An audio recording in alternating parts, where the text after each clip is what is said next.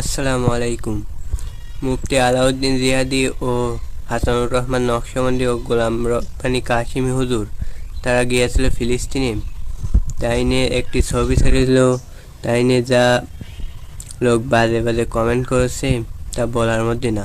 কেউ লিখেছে, সিন্নির বাচ্চা, হায়রে মানুষ, তোরা কি কবে ভালো হবি?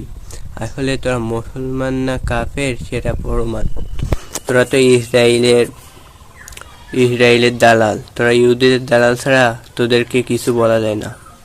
একটা কমেন্ট দেখেন, যারা মাদার পূজারী তাদেরকে কে আলেম ভাববে না। আর একজন লিখেছে আমলিকের দালাল। আরে ভাই, তোরা তো আমলিকের দালাল, লোকের বলিস কেন? নিজেরা তো আমলিকের দালালি করে আইছি, এখন লোকের বলছি কেন? আরেকজন লিখেছে আলহামদুলিল্লাহ, 3 সিন্নি খোর ফিলিস্তিনে জয় করে ফেলেছে। আরে ভাই, পারলে তুই গিয়ে দেখ। আর আলহামদুলিল্লাহ লেখার দরকারটা ছিল কি? আর একজন কমেন্ট করেছে, হে আল্লাহ, 3টির বলদকে তোমার নামে কুরবানি করে দিলাম।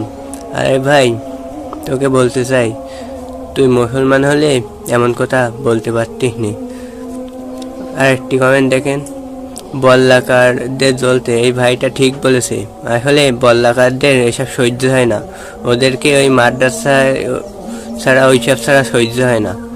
এইসব ভালো কাজে এইসবের সহ্য হয় না ওদেরকে। ওরা 3 জন গিয়েছিল, 3 আলেম গিয়েছিল।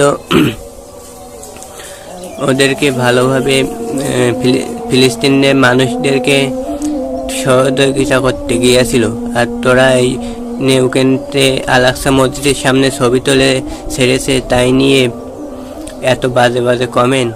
আরেকজন কমেন্ট করেছে, সব মাজার পূজারি একসাথে হয়েছে। আরেকজন বলেছে, ইসরায়েলের কাছ থেকে টাকা খায় কারা, ভালো করে দেখুন।